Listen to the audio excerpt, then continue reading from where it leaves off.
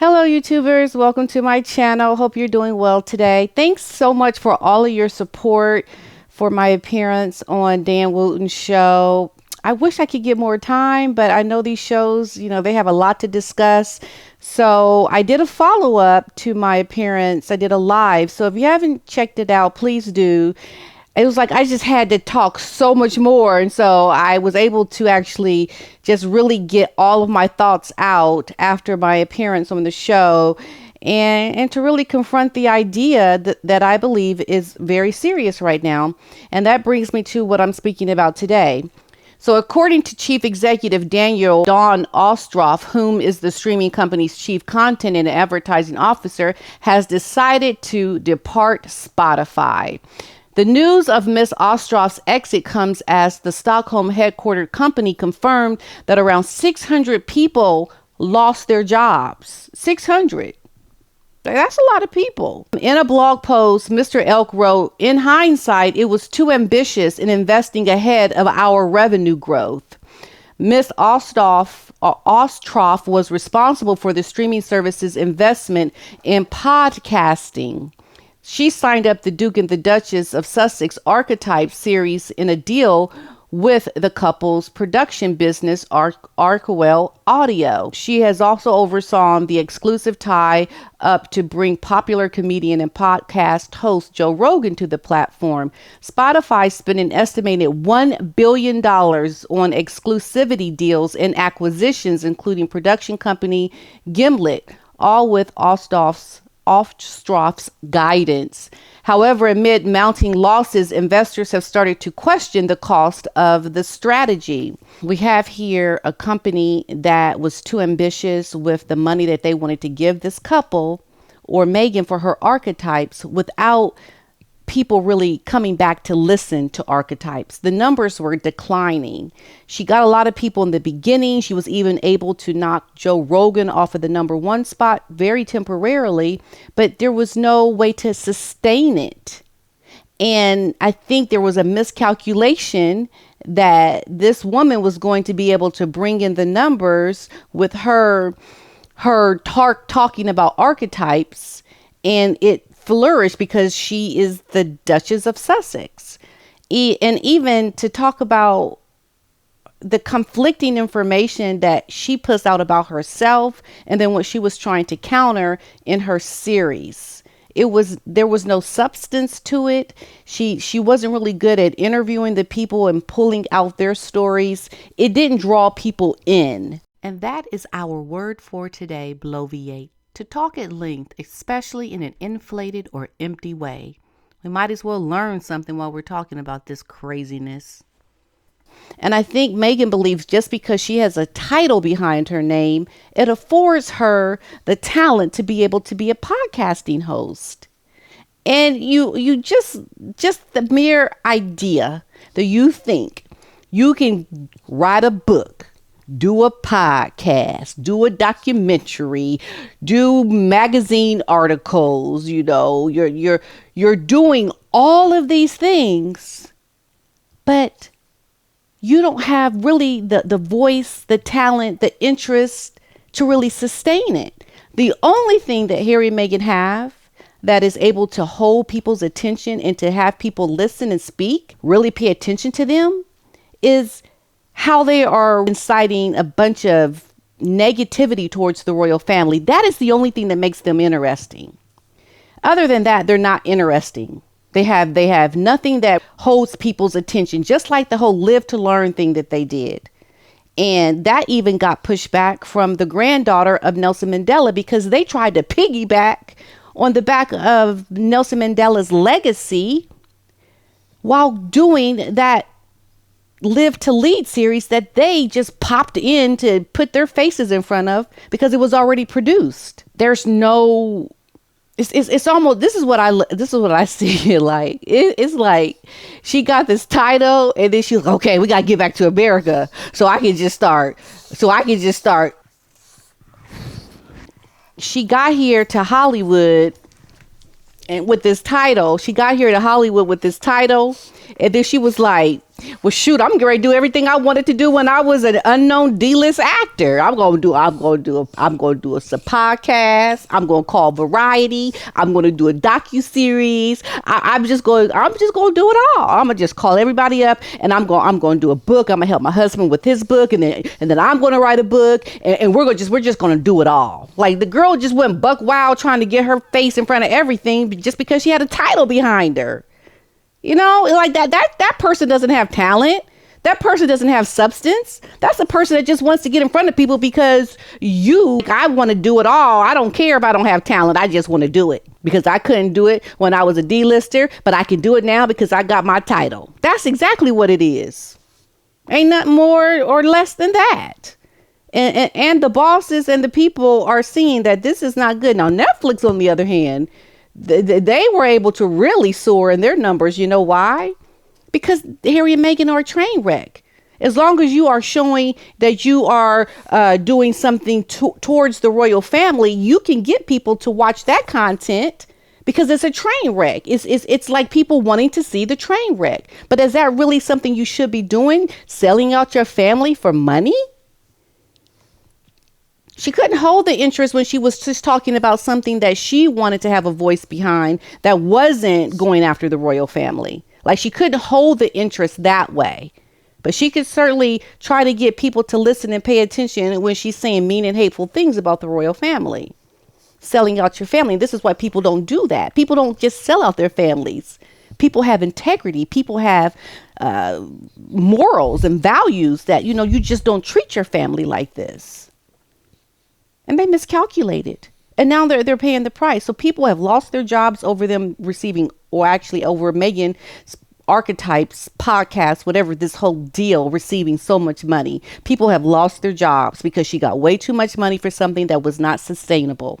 And this brings me to the other story that I want to talk about. So we have people who have lost their jobs with Spotify.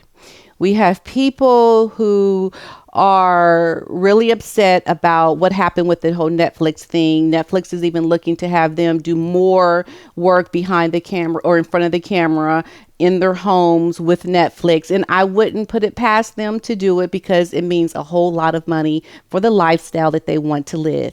And this is the thing. They're so scared because they have to make a lot of money. Not a little bit of a lot, but a lot of money to sustain their lifestyle, to be competitive with other A-listers that they want to be in the company of. This is a very, very costly lifestyle that they need to live. And the only way to sustain it is to have millions and millions of people watching and supporting the work that you're putting out there. Not just the Netflix, but the other things and adventures that they're doing. Who knows who they've laid off at Arkewell? That's probably not even sustainable at this point. Like, what other podcast are you going to do that is really going to get people to perk up and pay attention because the first one was so successful? And speaking of the Netflix documentary, I saw something online that was so poignant to me. It was the question why Meghan only has her white friends, but the black friends that she does have are super high up, very powerful people. Tyler Perry, Oprah Winfrey, Serena Williams. Where are your just everyday, mundane black friends? People that are not celebrities, that are not high profile. But she has all these other friends that are not black that are just her regular friends. Why is that? Is it that black people are not able to really be on her level unless they're very successful?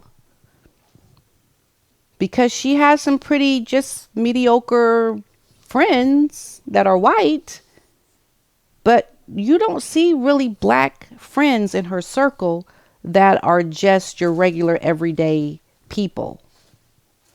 Where are the people that you're trying to give opportunities to, that they were going to give more up and coming grassroots journalists opportunities to their stories? That never happened. And now we have, most recently, This story that has come out about this actor who is now going to be giving back his award that was given to him by the British monarchy because of the past ills of the monarchy that he thinks is just atrocious. So it's this Scottish actor. He was awarded the OBE for LGBTQ plus campaign. He hands back his award as he blasts the royal family's toxic British Empire. Okay, Alan Cumming. He received this for his acting and for his campaigning for gay rights or LGBTQ rights. You see, this is the problem that I have with Harry and Meghan. They're trying to set a momentum to get people to go against the royal family, completely overlook the history behind what happened in the British Empire, what all happened, and the history behind the Queen's work to give back to the Commonwealth for all the things, the ills and the money and the slavery and the mistreatment of these countries in the Commonwealth and in the realms, right? This was something that she did to make right. So people are going to completely skip over that. Don't even acknowledge it, but say, once upon a time, over 400 years ago, you did this. I hate you. What is that setting? What is that doing? What is that even proving? That you people can't see how people try to make rights right? How they try to overcome things that other leaders did when they ruled? When new leadership comes in and sees how the old leadership did things, they try to correct it and make up for it. That's the problem that I have. And that's the exact same thing that happened with Harry and Meghan when they went into the royal family, or when Meghan went into the royal family. She was given so much more opportunity when doing certain things that were never allowed. They overlooked it for Meghan's sake, for her to be able to integrate easier into the royal family.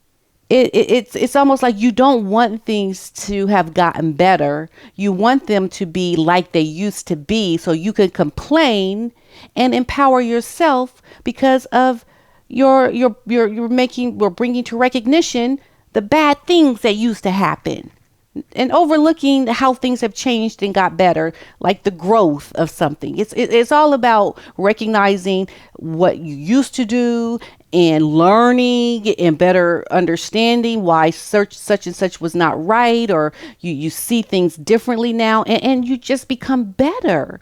But why is it that they want us to see what the British Empire used to do? Because they want people like this Scottish actor, Alan Cumming, to get on board, and others to denounce the British monarchy for what they used to do. And this is why he is doing this now. And this is all set in motion because of Harry and Meghan, what they did. We know Harry and Meghan are now attacking them for what used to happen with the slave trade over 400 years ago. Okay, we know it happened here in the States. There's a lot of history and bad things that have happened. But why can't we look at the growth and how things have gotten better? Because Harry and Meghan can't have a brand to complain about to empower themselves if they only looked at the good things of the royal family, the good things of the monarchy, the British Empire, what it used to be. Like, looking at that is just what needs to happen so that they have a voice. And I remember the work that the Queen did trying to make up for how these countries in the Commonwealth were treated. It was her goal to give back because of what was taken from them during this time of slavery. It's how you get people to hate on the British monarchy. You get people like this actor who want to say, I want nothing more to do with you. Don't recognize my talents because what you used to do 400 or 500 years ago. Don't look at what a great things I've done in this current lifetime, because what you did so many years ago was so bad. I don't want you recognizing me for anything.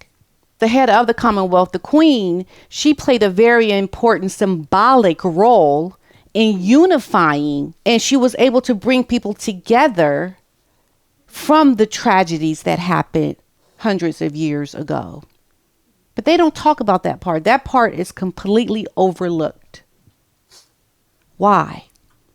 You want to undo the work that the Queen did? You want to undo it, unravel it as if it never happened, so that you can look like a hero for denouncing the British monarchy, so that you can establish your own American monarchy clearly and not give back the titles. Like, they won't even give back the titles, but they want to complain about what the people did. They gave them the titles. That don't even make no sense. And even Harry said during his Anderson Cooper interview, well, what good would it do to give back my title? I tell you what it would do. It will show you want nothing to do with it. Oh, but you can't do that, huh, Harry? Oh, you don't want to go that far, do you, Harry? That's too close, huh? That's a little step too far, huh? You don't want to do that. You just want to complain as the Duke. But hey, don't take away that dukedom. Don't take it away, because that's what gives you your money-making power.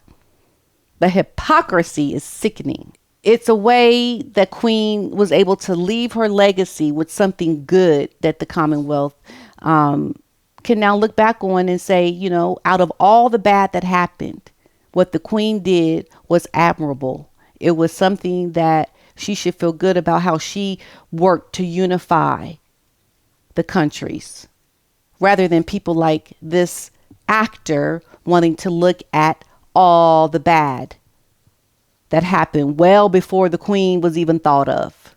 Like, let's just go all the way back and look at it. It's kind of like today, me living in America and being very happy that, okay, I'm happy. I like being an American. But at the same time, there's a lot of very negative things that my country has done. And you know what? Because we're imperfect people and our worlds are imperfect, it's going to always be there. But it's not nearly like it was. I'm afforded so many more opportunities because of overcoming the bad things that have happened in this country. They've been set right. And it's almost like Harry and Meghan don't want to look at what has been done to set things right. Because as long as they can complain about the royal family, they will have money making potential. And this is why Netflix is making so much more money, because that's what they did with their Netflix platform. And this is why Meghan is not making that much money with archetypes, because she's not complaining about the royal family. She's trying to brand into something that people just think you're a hypocrite for talking about. Archetypes and labels. Like, we don't even talk about these things now. Women have overcome so much, but she wants to drag people back down to these labels and how they're looked at. And like, she's trying to drudge it up as a problem. And people just didn't have time to hear her try to have people recognize negative labels of women and stereotypes. It's like we're moving on. We're beyond that. We've had so many more examples of women who have been empowered and who have overcome these labels. But here Meghan goes wanting to drag people back into it. And now the person that got that deal for them has lost her job, or at least she's resigned. So, and then that brings me to other situations that are happening. You know, there's still problems that are happening with Samantha. She's still being heavily harassed by these people who think that she is not a good person or a nice person. That, you know, Meghan has paid so much money to denounce her sister. She did it in that documentary in Netflix with Samantha's daughter. I mean, the hate that Meghan tries to put out there, and then she wonders why people criticize her. It's like, look at what you're doing to understand. Maybe people are this way towards you, Meghan, because you're a hypocrite. And we see the agenda that you have. We see what you're doing with your husband. We see what you're doing with the royal family, what you've done already to your own family. People see it. And now all of a sudden, where's Meghan? We don't see her. She's just left her husband out there. She's nowhere to be seen, because she sees the pushback that Harry's getting for this book Spare. And this is why his book is doing so well, because they're completely ragging on the royal family. I mean, there's big money to be made if you got negative things to say about the royal family. So we'll have to wait and see if the momentum picks up with this actor who is giving back his award. He don't want nothing to do with the British monarchy. It's like this man has drank the Kool-Aid. He's listening to the hype that Harry and Meghan have put out there, and he's clearly trying to set a movement, just like the Me Too movement. And Harry and Meghan, want to be the heroes. They want to be the rebels who have been able to denounce the ugliness of the royal family. And this is going to bring conflict within their marriage, because Meghan is nowhere to be seen. She, I think, believes that Harry has undermined their platform when he walked back saying that the royal family are racist. He's trying to walk it back. So how do they come together as a married couple when he's saying that his family is not racist, but Meghan wants to say, yeah, they are racist? Here's the clip. If they can compare what the experience that I went through was similar to what has been shared with us. Kate was called Waity Katie, waiting to marry William. While I imagine that was really hard, and I can't picture what that felt like. This is not the same. And if a member of his family will comfortably say, we've all had to deal with things that are rude and racist are not the same. So Harry, if he's going to walk back that his family is not racist, then why would Meghan say what she just said there on Oprah? This couple is very dangerous in what they're trying to do with this whole movement around racism. They've got people out there hating, doing very dangerous things to Meghan's own family, her sister. And they are also doing things to the royal family because of what Harry and Meghan are saying. But thank goodness there are people that can see it. There are people that see, no, something wrong with you, something wrong. But then there's others that don't see it, and they will be brought in by the rhetoric and the nonsense that Harry and Meghan are spewing out there. It's sad. It's almost like, why do this? Why bring more issues into our world when there's enough problems right now with the war going on over in the Ukraine and Russia right now? Like, there's enough problems that are happening. Why do this? Why? So that they can make more money to live a very high and mighty, glorious, uber rich and privileged lifestyle. This is why they're doing it. And that is very sad.